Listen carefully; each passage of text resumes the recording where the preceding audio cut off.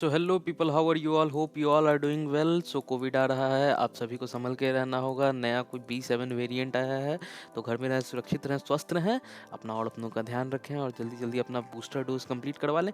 सो आज का जो वीडियो होने वाला है, आज का वीडियो हमारे बहुत ही इंपॉर्टेंट टॉपिक पे होने वाला है, जो कि बहुत सारे लोग हमेशा कमेंट करके या फिर गूगल फॉर्म में बहुत सारे लोगों ने इस वीडियो की डिमांड की है कि कैसे आप विप्रो छोड़ सकते हैं without paying a single penny. Without paying a single penny कैसे आप विप्रो छोड़ सकते हैं, विदाउट पेइंग विप्रो विल्प आप कैसे छोड़ सकते हैं, विदाउट पेइंग एनी फाइन। सो बहुत सारे लोगों को जिनको नहीं पता है, विल्प होता है वर्क इंटीग्रेटेड लर्निंग प्रोग्राम। ये 5 साल का एक कॉन्ट्रैक्ट जॉब होता है, जिसमें आप विप्रो के साथ कॉन्ट्रैक्ट साइन करते हो कि आप उनके साथ 5 सालों तक काम करोगे, एंड उसमें आपको एमटेक करना होता है, इधर फ्रॉम बिट्स पिलानी या फिर VIT वेल्लोर से। तो ये एक ब्रीफ इंट्रोडक्शन हुआ हमारे विल्प के बारे में। सो इसका एक बेसिकली फाइन होता है। अगर आप फर्स्ट ईयर में छोड़ते हो देन फिर आपको 75,075 के। अगर आप सेकेंड ईयर में छोड़ते हो देन 60 के। अगर आप थर्ड ईयर में छोड़ते हो देन इन दैट केस आपको 50 के। एंड देन अगर आप फोर्थ ईयर में छोड़ते हो देन आपको 25 के आपको फाइन पे करना होता है। तो ये एक बेसिक स्ट्रक्चर होता है फाइन का विप्रो में।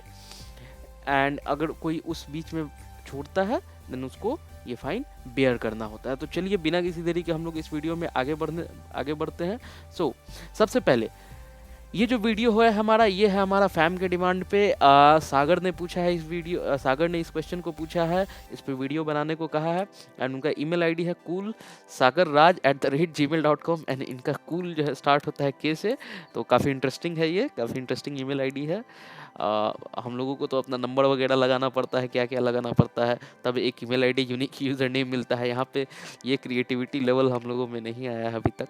खैर, सो आगे बढ़ते हैं हम लोग। इन्होंने पूछा है एंड इनको थैंक यू सो मच इस क्वेश्चन को पूछने के लिए। हमने इनके क्वेश्चन को पिक किया है। नाउ इनका एग्जैक्ट क्वेश्चन क्या था?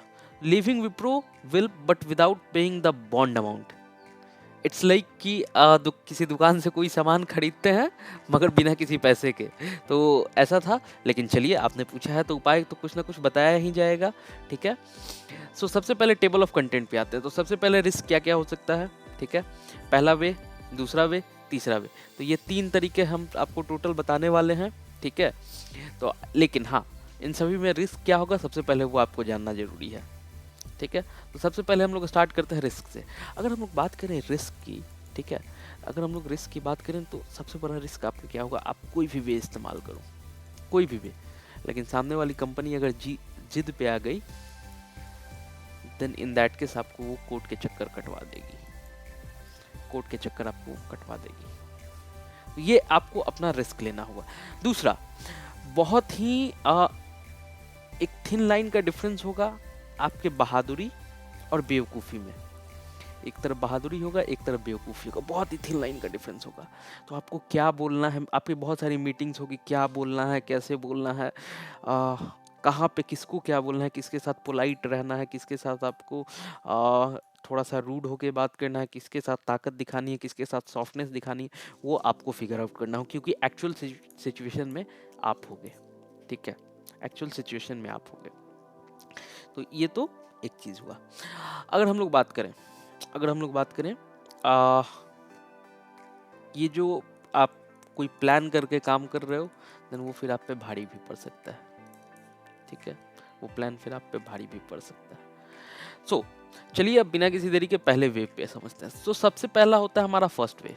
अगर हम लोग बात करें आपके फर्स्ट वे की, तो आपका एक PRP प्रोग्राम होता है, और जब आप अपना ऑफर लेटर देखोगे तो उसमें मेंशन होता है कि आपको PRP, प्रोजेक्ट रेडीनेस प्रोग्राम इसको कहते हैं, project readiness programme.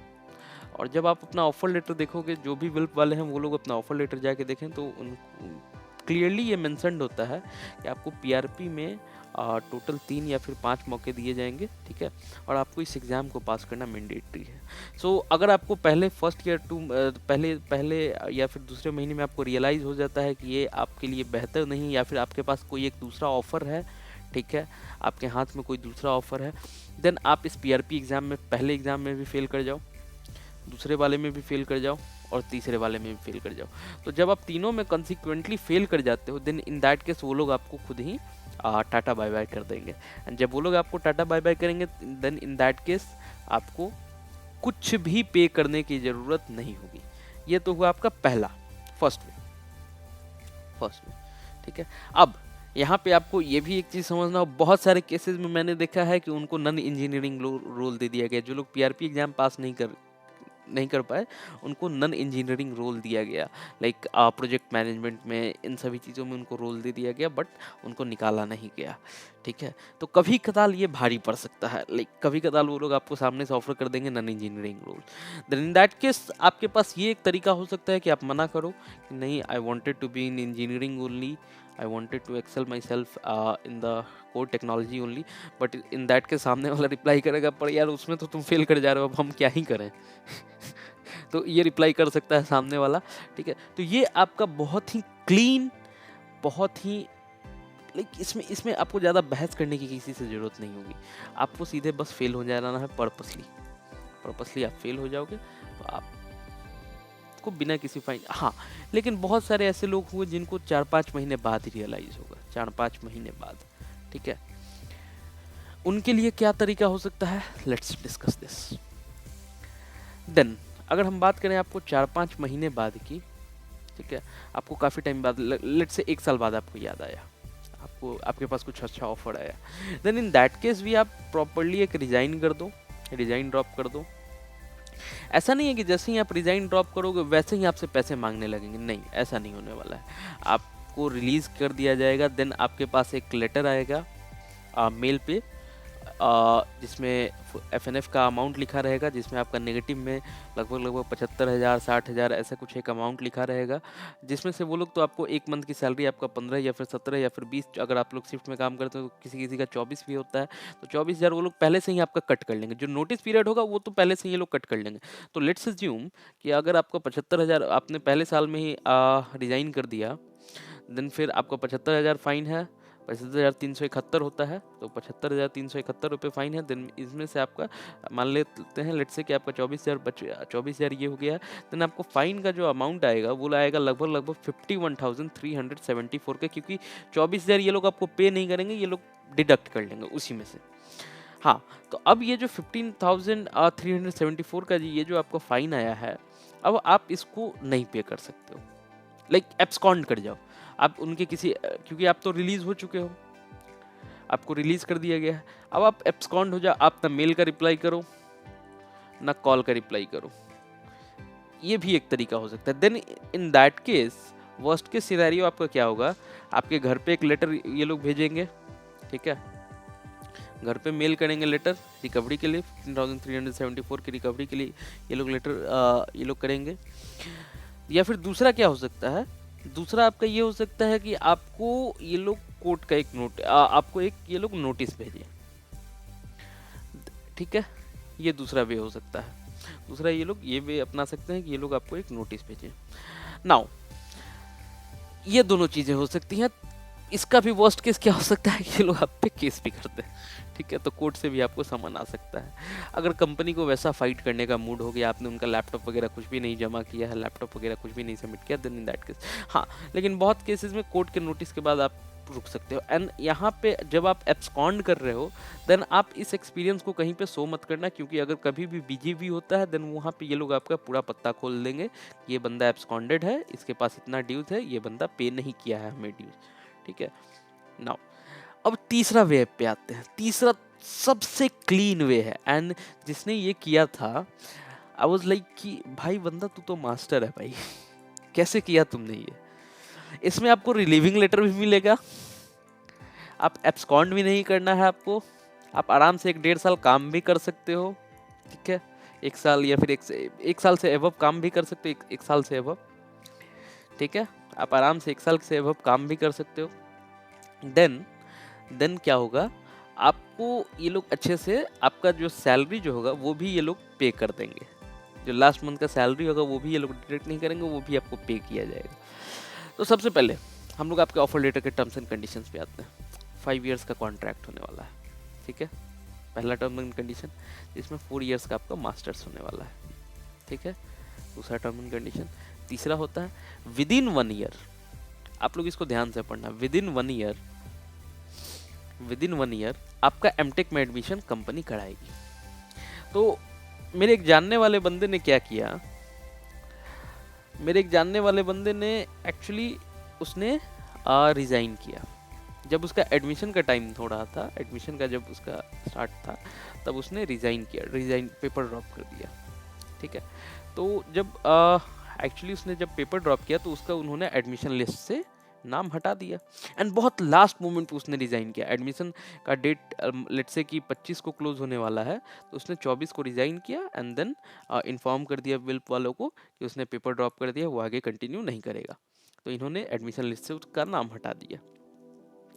Then next month जिस दिन ये रिलीज होने वाला है, लेट्स से कि 27 या 28 को ये रिलीज होने वाला है, ठीक है, इसने 26 को अपना पेपर रेजिग्नेशन रिवोक कर दिया।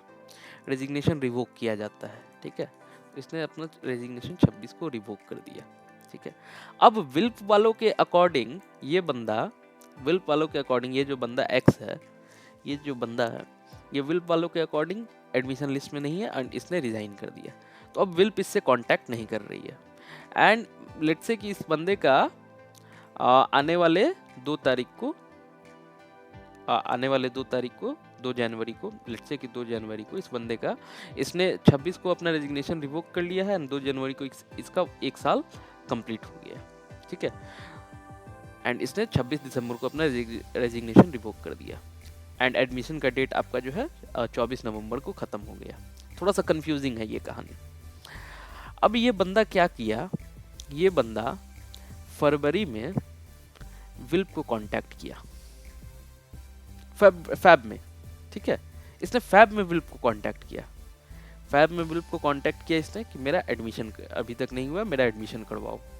ठीक है, अब विल्प वाले सोच रहे हैं कि इस बंदे का तो 1 साल कंप्लीट हो गया, अब ये बंदा 4 साल में एमटेक कंप्लीट नहीं कर पाएगा। लेट्स से कि इसका पूरा कॉन्ट्रैक्ट 5 इयर्स का है, 1 साल इस बंदे का कंप्लीट हो गया है। ठीक है, 1 साल अब 2 महीने हो गए, तो इसका कॉन्ट्रैक्ट 5 इयर्स, 5 साल और 2 महीने का होना चाहिए, तब तो इस ये बंदा 4 साल में 4 साल में अपना एमटेक करेगा, पर ये तो कर नहीं पाएगा। अब क्या किया जाए?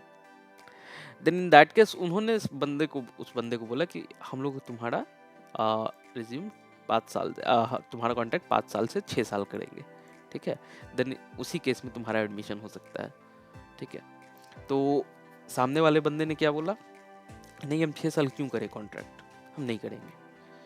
तो फिर पूरी मीटिंग हुई एंड देन मीटिंग में जैसा कि उसने मुझे बताया, देन फिर उसने मीटिंग में बोला कि नहीं मैं अपना कॉन्ट्रैक्ट 6 साल का नहीं करना चाहता हूँ, मैं क्यों ही करूँ, क्योंकि विल्प टीम ने मुझसे कांटेक्ट नहीं किया एडमिशन के बाद, मैंने विल्प टीम को कांटेक्ट किया after 1 month. I was waiting for their communication कि अब मुझे एडमिशन का आएगा, अब मुझे एडमिशन का आएगा, नहीं आया। देन इन लास्ट हमने कम्युनिकेट किया इन लास्ट। ठीक है, तो ये हुआ।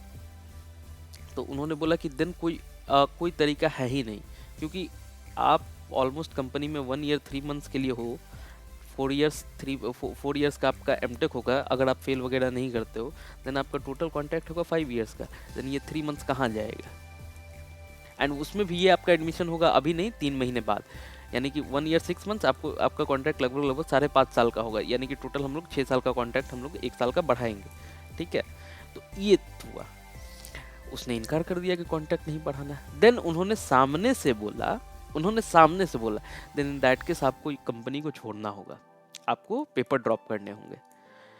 उसने मेरे फ्रेंड ने, मेरे जानने वाले ने बोला कि ठीक है हम पेपर तो ड्रॉप कर देंगे, ऐसा नहीं है, बट हम ये प्रोग्राम करना चाहते हैं, लेकिन हम कॉन्ट्रैक्ट नहीं बढ़ाना चाहते हैं, ये आप लोगों की गलती के कारण मेरा कैरियर बर्बाद हो गया। वहाँ पे उसने विक्टिम कार्ड खेला एंड देन इन नेक्स्ट उसने पूछा उस सामने वाले से कि मेरे पास तो पैसे नहीं है फाइन के, अगर मेरा फाइन आप लोग छोड़ दोगे देन इन दैट केस हम पेपर ड्रॉप करेंगे। देन आफ्टर 1 और 2 आवर्स HR उससे रीच किए एंड रीच करने के बाद उन्होंने उसे बोला yes we will revoke your fine. तो बहुत ही क्लीन हुआ, उसको रिलीविंग लेटर भी मिला, उसको लास्ट मंथ का पेमेंट भी मिला, ऑलमोस्ट अराउंड 24,000 उसको पेमेंट भी मिला, उसका पूरा का पूरा फाइन भी माफ कर दिया गया, एंड तो उसका 1 रुपया नहीं लगा। एंड उसने बहुत ही स्मार्ट मूव चला था, लाइक पेपर के एक एक डिटेल्स को वो छान गया था, पेपर के एक एक डिटेल्स को उसने कंप्लीटली पढ़ा था एंड वहाँ से उसने ये मूव किया था। नाउ मेरी तरफ से आप सभी को ये एक डिस्क्लेमर है, मैं इनमें से कोई भी तरीके, ना पहला ना दूसरा ना ही तीसरा, कोई भी तरीके आपको करने के लिए नहीं कह रहा हूँ। ये सारी चीज़ें होती हैं, मैं वो बस बता रहा हूँ, ये बस एक इन्फॉर्मेटिव वीडियो है। इनमें से कोई भी रिकमेंडेशन नहीं है कि आप ये करो आप ऐसे बच जाओगे, नहीं। ये आपने कॉन्ट्रैक्ट साइन किया है, then it's your moral duty कि आप उसे फॉलो करो। अगर आप फॉलो नहीं करते हो देन फाइन पे करो, एंड जब आपके पास अच्छी जॉब होगी तो आप इजीली पे कर सकते हो, क्योंकि ऐसा नहीं है कि वो लोग आपसे पहली बार में ही फाइन मांगते हैं। आप आराम से 6, 7, 8, 10 या फिर 12 इंस्टॉलमेंट्स में पे कर सकते हो, ठीक है। तो वो बहुत ईजी होता है, आप कर सकते हो।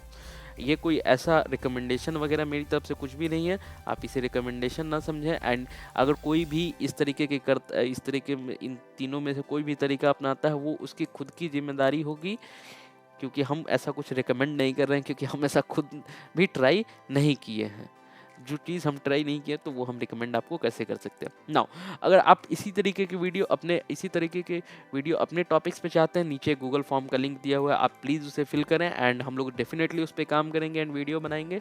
अगर आप टेलीग्राम चैनल से जुड़ना चाहते हैं, डायरेक्टली हमसे जुड़ना चाहते हैं, देन आप टेलीग्राम चैनल को ज्वाइन करें एंड हम लोग उस पे भी काम करेंगे। टेलीग्राम ग्रुप का लिंक दिया हुआ है, आप वहाँ से डायरेक्टली हमसे बात कर सकते हैं।